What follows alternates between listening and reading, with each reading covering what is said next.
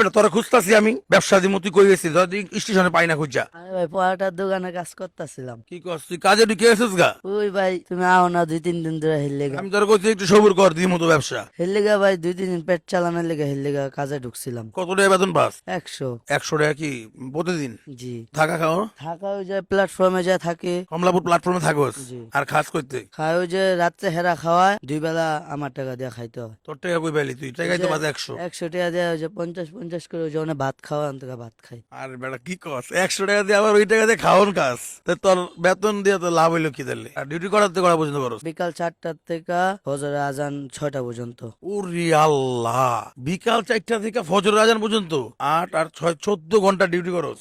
14 ঘন্টা ডিউটি করাই যায়, আমিও 14 ঘন্টা ডিউটি করি, মানে আমার নিজের কাজের লেগা। যাই হোক, এমনি 14 ঘন্টা কোনো হোটেল লাইনে ডিউটি নাই, ডিউটি হয় হচ্ছে 12 ঘন্টা। আর তো 100 টাকা বেতন না, এটা বাড়া দিতে কবি একটু, কবি যে ভাই 200 টাকা দেন। ছিলাম কি কয়? দেখ মনে এতা নেই কই কই আসে আর কিছু কয় না। আচ্ছা এখন কি করবি তুই তাহলে? 2 দিন কর, যখন 2 কাজ গেছিস এখন বেটার আরেকটা লোক লইতে গো। লইছে তোর এবার না করে দিছে? না কয় না ওই যে আমারে কইছে তুই যে কদিন কসত আমার আগের লোক আয়া বসছে এই কথা কইছে। কবে কইছে? কালকা। এখন এখন এখন আমি কইছি আর থাও আর করতাম না, তাও আমি আয়া বসছি। ওরে আল্লাহ, তোরে খুঁজছে আজকে আমার বেল হয়ে গেছে জানোস তুই। আমি তোরে খুঁজে পাই না, আমি কই পোলাটা গেল কই? ওই পোলাটার যে একটা ব্যবসা দিমু কইছিলাম, ব্যবসা পোলাটা কি পালাই গেল নাকি আবার ভিডিও দেখ আর বাপে লয়ে গেল? আমি ভাবছি এটা না ভাই কি ব্যবসা করবি? কত কি ব্যবসা করবি? তোমার যেটা মন চাই এরা দাও। সেটা মন চায় তো না, তুই এখন কি ব্যবসা করতে পারবি ক? চা চা কেমনে? চা বানাবি কই? ওই ডুম করে এনে। চুলা আছে? হ তোরা দিব বানাইতে? ওই 500 করে দিতে হইব মাসে মাসে।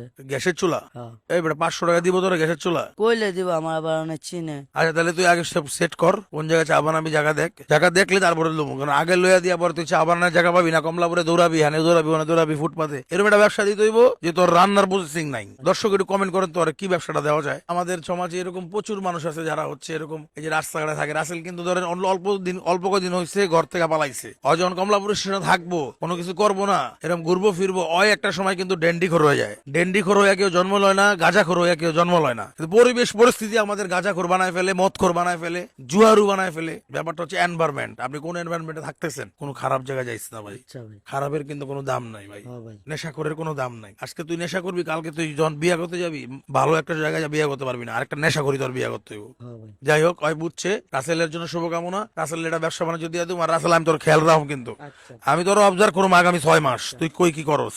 ঠিক আছে? লাগলে এটা মোবাইলও দিমু। আবার মোবাইল বেচে লাগবে নাকি? না ভাই। আচ্ছা বাটন মোবাইল দিম প্রথমে। আচ্ছা বাটম। ঠিক আছে দর্শক, ভালো থাকেন, সুস্থ থাকেন, ভিডিওটা শেয়ার করে দিয়েন। রাসেলের জন্য ব্যবসা দিমু, আর যদি ওইখানে কাজ করে কারিগর হতে চায় ওই ব্যবস্থা করে দিমু, লাগলে বেতনও বাড়াই দিমু কয়া দোকানে। হ্যাঁ, আর রাসেলের মতন লোক যারা এই যে স্টেশনে থাকে, এর যদি আমি ভালো না করি, এই দায়িত্ব আমাদের নিতে হবে। আপনারও দায়িত্ব নিতে হবে ভাই, আমার একলা দায়িত্ব না, আপনারও দায়িত্ব নিতে হবে, রাসেলের দায়িত্ব। কারণ কি জানেন, আজকের রাসেল এই রাসেল থাকবে না, কালকে আপনার ফোন ধরে যখন টান দিবে রাসেল, তখন কইবেন এই সমাজ ভালো না। কিন্তু সমাজটা নষ্ট হচ্ছে কেন? আমরা যে এদের দায়িত্ব নিতে পারতেছি না কেউ, এই কারণে সমাজটা নষ্ট হচ্ছে। যাই হোক দর্শক, ভালো থাকেন, সুস্থ থাকেন, দেখা হচ্ছে অন্য কোনো দিন অন্য কোনো ভিডিওতে। আসসালামু আলাইকুম।